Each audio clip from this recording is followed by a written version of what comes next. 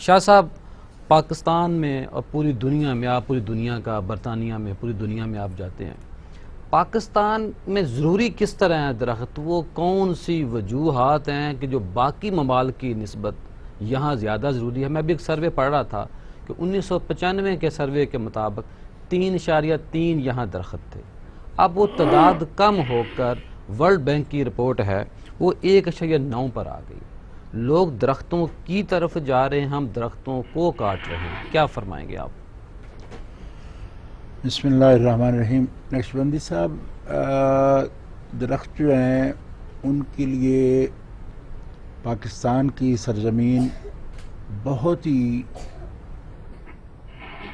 زرخیز ہے اور قابل کاشت ہے اور موزوں ہے۔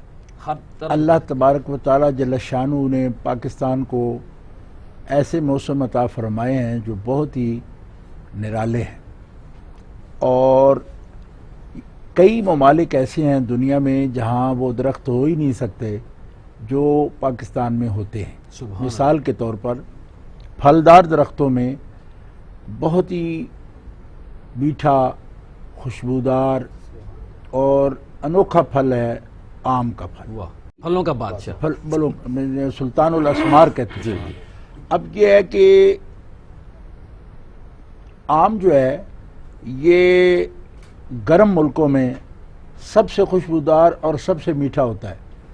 اللہ تعالیٰ نے پاکستان کو ایسا موسم دیا ہے، اس زمین کو بخشا ہوا ہے کہ یہاں کا جو آم ہے وہ پوری دنیا میں، یورپ میں، ٹھنڈے ملکوں میں، افریقہ تک، حالانکہ افریقہ میں گرم ممالک بھی ہیں، مگر تمام دنیا میں پاکستانی آم کو مانا جاتا ہے۔ اور اس کی وجہ یہ ہے کہ یہاں سورج جس جہت سے، جس زاویے سے اس کی کرنیں زمین پر آتی ہیں، اس میں انتہائی مٹھاس پیدا کرتی ہیں اور خوشبو پیدا کرتی ہیں۔ ماشاءاللہ۔ اسی طرح پھول ہیں، ٹھنڈے ملکوں میں پھول انہوں نے بڑی محنت سے، انتہائی محنت سے اور بہت زیادہ پیسہ صرف کر کے اپنا ملک سجانے کے لیے، آپ سوئٹزرلینڈ دیکھیں اور برطانیہ دیکھیں، دیگر ممالک یورپ کے دیکھ لیں، امریکہ، کینیڈا، سب ملکوں میں بہت زیادہ پیسہ خرچ کر کے ان لوگوں نے اپنے ملک کا ایک ماحول بہتر بنانے کے لیے، خوبصورتی کے لیے پھول اگائے۔ لیکن ان پھولوں کو آپ سونگیں گے تو ہر پھول رنگ مختلف ہوگا لیکن خوشبو ہوگی نہیں۔ اچھا، تو اندازہ کریں کہ اس سرزمین کو مالک تعالیٰ نے کتنی مٹھاس بخشی ہے، اس کے پھلوں کو اور اس کے پھولوں کو کتنی خوشبو عطا فرمائی ہے۔ اچھا، لیکن اتفاق عجیب ہے کہ ہم لوگ اس کا شاید شعور نہیں رکھتے۔ آپ ابوظہبی کی مثال دیکھ لیں، دبئی کی، کہ وہ صحرا کا علاقہ ہے، پانی نہیں ہے، وہاں رویدگی نہیں تھی۔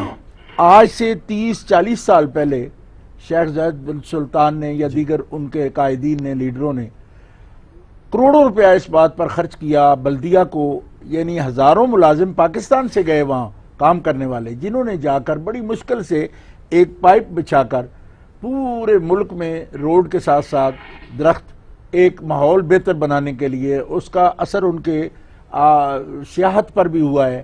آج وہ سجا ہوا ملک ہے، حالانکہ وہاں ایک درخت اگانے کے لیے ان کو جو خرچ کرنا پڑا، ہمیں اس سے 10واں حصہ بھی نہیں کرنا پڑے گا۔ اچھا، اسی طرح یہاں زمین میں رویدگی موجود ہے اور طاقت موجود ہے۔ یہاں کا ماحول ایسا ہے کہ ہمارے جو جنوبی علاقے ہیں پنجاب کے اور سندھ، اس میں کیلے کے درخت ہیں اور آم ہیں۔ پھر وسطی پنجاب میں، اچھا جنوبی میں کھجور بڑی خاص ہے، اسی طرح ڈیرہ اسماعیل خان تک اس کے ماشاءاللہ بڑے اچھے درخت ہوتے ہیں۔ وسطی پنجاب کے اندر بھی اس کی باقی سیب بڑا اچھا ہے، آڑو بڑا اچھا ہے، آلو مری میں سیب بہت زبردست ہے۔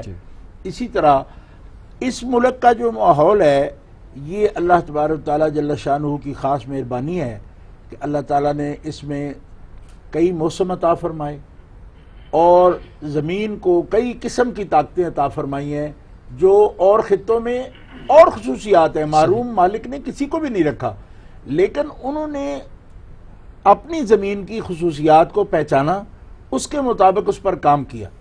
ہمارے لوگوں میں شعور پیدا کرنے کی ضرورت ہے، اور میں یہ سمجھتا ہوں شاہ جی کہیں یہی تو نہیں مسئلہ کہ اللہ کو یقیناً پتہ تھا کہ یہ جو خطہ ہے ان کو مفت میں دے دوں کہ یہ نہیں لگا سکیں گے پیسے لگا کے، اور وہ جو قوم ہے وہ پیسے لگا کے بھی اس طرح بھی آپ کہہ سکتے ہیں، لیکن میں یہ بات عرض کرنا چاہتا ہوں کہ دیکھیے ہمارے ماشاءاللہ دینی اسکالر تشریف فرما ہیں، اور وہ دینی حوالے سے، قرآن پاک کے حوالے سے، احادیث مبارکہ کے حوالے سے درختوں کی اہمیت بیان کر رہے ہیں۔ جی جی لیکن میں یہ سمجھتا ہوں کہ صرف بیان کی حد تک ہمارا بھی کردار ہے۔ مطلب یہ ہے عمل کہ کی طرف اگر ہم آپ بھی مجھ سے پوچھیں کہ میں نے اپنی زندگی میں کتنے پودے لگائے ہیں، تو ایک بھی نہیں تو نکلا۔ شاید طالب علموں کو پڑھایا ہوگا، وہ بھی پودے ہی لگانا ہوتا ہے، جی جی لیکن جس پودے کی آج ہم بات کر رہے ہیں وہ نہیں۔ وہ چند لگائے ہوں گے میں نے۔ جی جی اچھا، لیکن میں یہاں خاص طور پر یہ بات عرض کروں گا جی کہ ہمارے آقا مولا جناب محمد رسول اللہ صلی اللہ علیہ وآلہ وسلم، آپ کی جو اہمیت ہے، آپ کی جو اللہ تبارک تعالیٰ جل شانہ نے آپ کو جو محبوبیت عطا فرمائی ہے، کام کے حوالے سے اللہ کے رسول صلی اللہ تعالیٰ علیہ وسلم نے کبھی کسی کام کو کمتر نہیں سمجھا، اور اپنے ہاتھوں سے کوئی بھی کام ہو، لیکن آپ نے ابتدائی زندگی میں یہودی کے باغ کی بھی آبیاری کی ہے، سبحان اللہ۔ اور اس کے بعد یہودی کے باغ کی، یہودی کے باغ کی بھی آبیاری فرمائی ہے۔ یہودی کے باغ کو کاٹا نہیں۔ سیرت نہیں کاٹنے کا تو مطلب یہ ہے کہ کوئی احکام یا ایسا جی تصور ہوتا ہے، وہ بات کی بات ہے، لیکن ایک تو یہ سیرت طیبہ میں ملتا ہے، دوسرا یہ ہے کہ اعلان نبوت کے بعد بھی آپ نے بطور معجزہ بھی ایک چیز جو احادیث مبارکہ موجود ہے، حضرت سلمان فارسی رضی اللہ تعالیٰ عنہ کا جو نخلہ تھا باغ، جی اس میں بطور معجزہ بھی آپ نے وہ درخت لگائے کہ جس شرط پر حضرت سلمان فارسی رضی اللہ عنہ کا مالک ان کو آزاد کر رہا تھا، تو رسول پاک صلی اللہ علیہ وسلم مدینہ منورہ میں سبحان وہ باغ اپنے ہاتھوں سے لگایا، جو چند روز میں ہی جوان ہوا، پھر اس پر درخت آیا، حدیث مبارکہ میں اس کا ذکر موجود ہے۔ تو ہم مسلمان کی حیثیت سے ہمارے لیے بہت بڑا درس ہے کہ اللہ کے حبیب جب خود پودے درخت لگاتے ہیں تو امت کو اس پر اجر و ثواب کی نیت سے بھی زمین کو سجانا چاہیے درختوں کے ساتھ، اور زیادہ سے زیادہ شجرکاری کرنی چاہیے۔